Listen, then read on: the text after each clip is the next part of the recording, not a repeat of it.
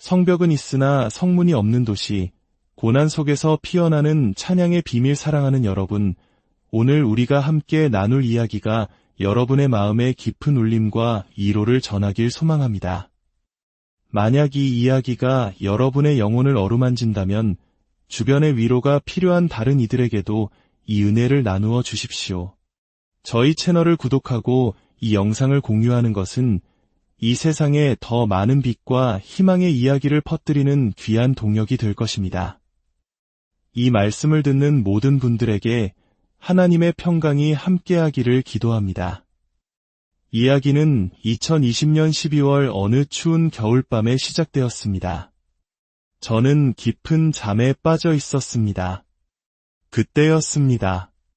주님께서 제게 말씀으로 다가오신 경험이 이전에도 두어 번 있었지만 그날 밤은 완전히 다른 방식이었습니다. 그것은 귀로 들리는 목소리가 아니었습니다. 뭐라 설명하기 힘든 아주 독특한 경험이었습니다.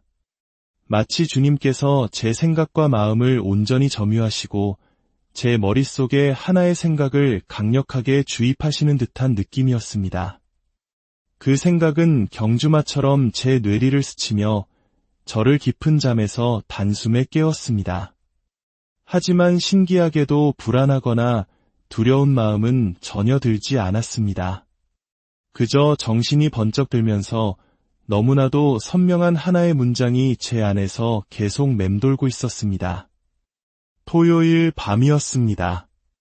다음 날은 주일 예배를 위해 일찍 일어나야 했지만 저는 그날 밤 몇 시간 동안이나 잠들지 못하고 누운 채로 그 문장만을 곱씹었습니다. 어쩌면 여러분에게는 너무나 단순하게 들릴지도 모르는 그 문장이 그날 밤 제 마음을 송두리째 사로잡았습니다. 그 문장은 바로 이것이었습니다. 성벽은 있으나 성문이 없는 도시는 온전히 안전하지 않다. 성벽은 있으나 성문이 없는 도시는 온전히 안전하지 않다. 이것은 제가 스스로 생각해낸 문장이 아니었습니다. 왜 하필 이런 생각으로 잠에서 깨어났을까요? 이 문장은 제가 잠든 사이에도 제 영혼 안에서 계속 맴돌고 있었던 것 같습니다. 젊은 시절 예수님을 향한 뜨거운 사랑에 불타오를 때 저는 거의 1년 가까이 성경을 깊이 연구한 적이 있습니다. 특히 구약의 느헤미야서는 제게 큰 감동을 주었습니다. 잠에서 깨어난 제 머릿속에 가장 먼저 떠오른 이미지 역시 바로 느헤미야서의 장면이었습니다. 여러분도 아시다시피 느헤미야서는 바빌론 포로 생활에서 돌아온 이스라엘 백성들이 무너진 예루살렘 성벽을 재건하는 위대한 이야기입니다. 그들은 성벽을 재건하기 위해 70년이라는 긴 세월 동안 노력했지만 계속 실패했습니다. 그때 위로자라는 이름의 뜻을 가진 느헤미야가 나타나 단 52일 만에 성벽을 재건하는 기적을 이룹니다. 하지만 성벽이 완성되었다고 해서 모든 것이 끝난 것은 아니었습니다. 그들에게는 아직 성문을 만들어 달아야 하는 중요한 과제가 남아 있었습니다. 성벽에 성문이 없다면 적들이 공격해올 때 어디로 들어오겠습니까? 굳이 높은 성벽을 기어오르려 하지 않을 겁니다. 활짝 열린 성문 자리를 통해 들어오겠죠. 그래서 이스라엘 백성들은 성문이 세워지기 전까지 성벽에 뚫린 공간마다 무장한 군인들을 세워 도시를 지켜야만 했습니다. 여기서 우리는 중요한 영적 원리를 발견하게 됩니다. 성경에서 성벽은 우리를 안전하게 지키는 하나님의 구원을 상징합니다. 외부의 공격과 위험으로부터 우리를 보호하는 견고한 방어막입니다. 그렇다면 성문은 무엇일까요? 성문 역시 우리를 지키는 역할을 하지만 동시에 우리가 원하는 대상, 우리가 신뢰하는 대상에게는 접근을 허용하는 통로가 됩니다. 시편 24편은 이렇게 노래합니다. 문들아 너희 머리를 들지어다 영원한 문들아 들릴지어다 영광의 왕이 들어가시리로다. 이 말씀을 묵상하며 저는 깨달았습니다. 성문은 바로 영광의 왕이신 우리 주님께서 우리 삶으로 들어오시는 통로, 즉 하나님과의 거룩한 만남이 일어나는 장소라는 것을 말입니다. 물론 우리는 압니다. 주님은 이미 우리 안에 거하시고 늘 우리와 함께 하십니다. 하지만 성경은 상징적인 언어를 통해 우리가 하나님을 깊이 만나는 특별한 통로가 있음을 알려줍니다. 그리고 그 통로가 바로 성문이라는 것입니다. 더 놀라운 사실은 시편 87편에 나옵니다. 여호와께서 야곱의 모든 거처보다 시온의 문들을 사랑하시는도다. 여기서 시온은 예배하는 공동체를 의미합니다. 그런데 하나님께서 시온의 다른 모든 거처보다 성문을 가장 사랑하신다고 말씀하십니다. 여러분, 보통 사람들은 성문에서 살지 않습니다. 이것은 매우 특별한 의미를 담고 있습니다. 바로 성문이 하나님의 거처, 즉 하나님께서 머무시기를 가장 기뻐하시는 장소라는 뜻입니다. 그때 제 머릿속에 이사야 60장 18절의 말씀이 번개처럼 스쳐 지나갔습니다. 내 성벽을 구원이라, 내 성문을 찬송이라 부를 것이라. 이제 모든 조각들이 맞춰지기 시작했습니다. 성벽은 구원입니다. 이것은 하나님께서 우리를 위해 행하신 일입니다. 성문은 찬송 또는 찬양입니다. 이것은 우리가 하나님을 위해 하는 일입니다. 그리고 하나님께서는 당신의 백성들이 드리는 찬양 가운데 거하십니다. 즉, 하나님께서 가장 사랑하시는 거처인 성문은 바로 우리의 찬양인 것입니다. 이것이 바로 하나님께서 우리와 함께 일하기를, 즉 동역하기를 얼마나 열망하시는지를 보여주는 아름다운 그림입니다. 하나님은 홀로 모든 것을 하실 수 있지만 그분은 우리를 그분의 위대한 역사에 동참하는 파트너로 부르셨습니다. 하나님은 우리를 위해서 일하시기보다 우리를 통해서 일하기를 더 기뻐하실 때가 많습니다. 구원의 성벽을 세우시는 것은 하나님의 일입니다. 그러나 그 구원의 성벽에 찬양의 성문을 세우는 것은 바로 우리의 몫입니다.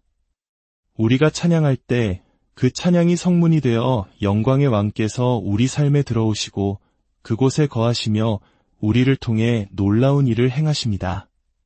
생각의 여정은 요한계시록의 새 예루살렘으로 이어졌습니다.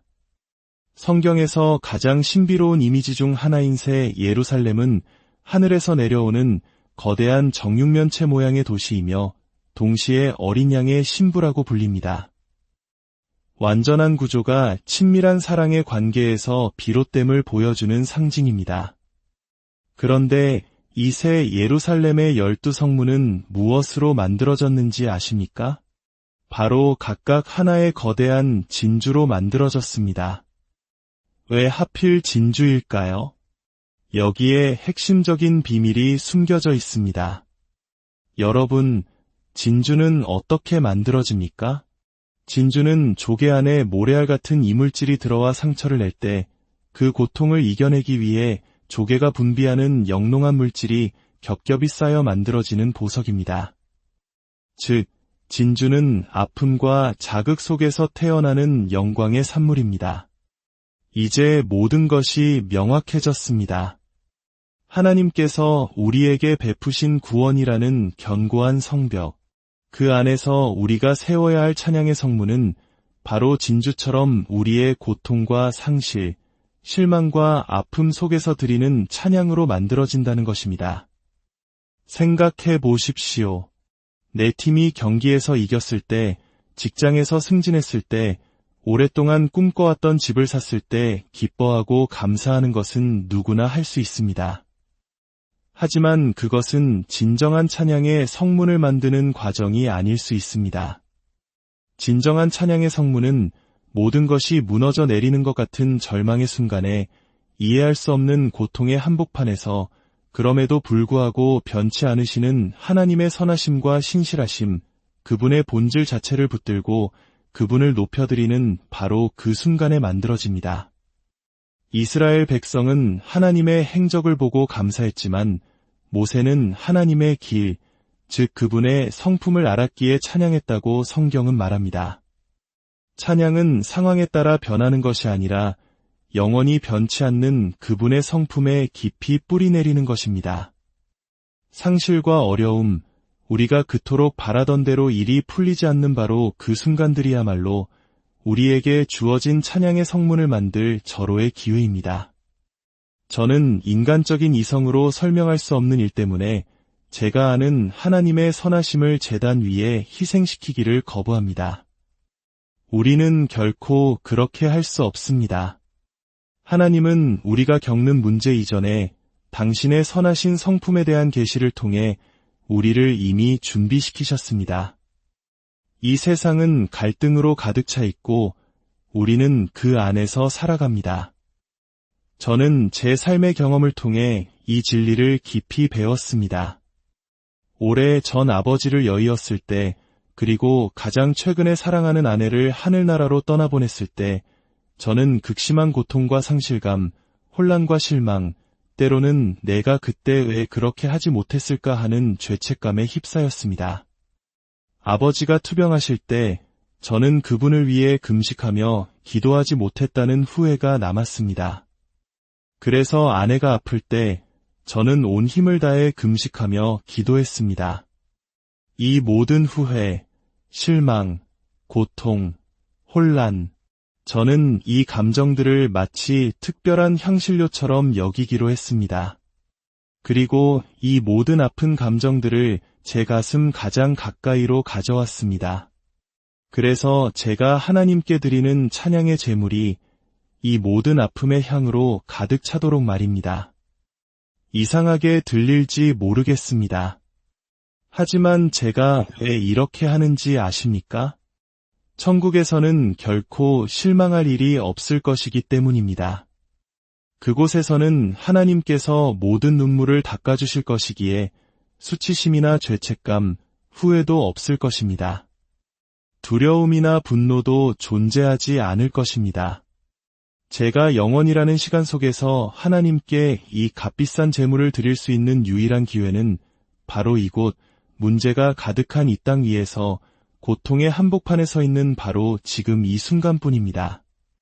이것은 저만의 이야기가 아니라 우리 모두의 이야기입니다. 우리 모두는 각자의 상실과 실망, 그리고 도전들을 마주하며 살아갑니다. 때로 우리가 상실을 애도하는 방식은 우리가 영혼을 얼마나 하찮게 여기는지를 드러내기도 합니다. 하지만 고통의 순간이야말로 모든 것이 명료해지는 거룩한 순간입니다. 그 순간에도 하나님은 여전히 선하시며 여전히 나의 주님이십니다. 나를 향한 그분의 약속들은 여전히 유효하며 살아있습니다. 저는 이 일시적인 실망감이 영원한 기쁨을 누리는 것을 빼앗아 가도록 내버려 두지 않을 것입니다. 기억하십시오. 모든 상실은 일시적이지만 주님 안에서 얻는 모든 것은 영원합니다. 아내가 마지막 숨을 거두는 그 순간 슬픔에 잠기는 대신 우리는 그 자리에서 두 손을 들고 하나님을 찬양하기 시작했습니다. 저는 단 하루도 기다리고 싶지 않았습니다. 돌보지 않는 정원에는 나쁜 씨앗이 금방 자라나기 때문입니다. 그 즉시 그 고통의 정점에서 하나님의 선하심을 선포하고 그분을 높여야만 했습니다. 그렇게 한다고 해서 상실의 고통이 사라지는 것은 아닙니다. 하지만 그것은 우리의 관점을 치유합니다.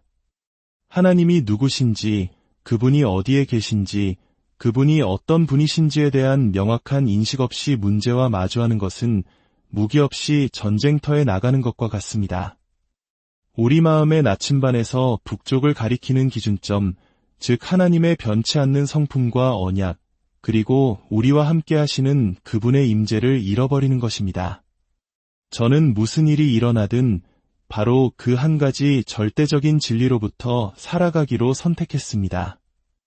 다른 모든 것들, 심지어 하나님의 음성을 듣는 능력조차도 좋을 때와 나쁠 때가 있지만 하나님의 선하심이라는 이 한 가지는 절대 변하지 않습니다. 저는 이 진리로 제 마음과 생각을 빚을 것이며 그분께 제물을 드릴 것입니다. 그리고 고통이 크면 클수록 저의 제물은 더욱 의도적이고 단호해질 것입니다. 저는 한순간의 고통이 제 영혼을 삼키도록 허락하지 않을 것입니다.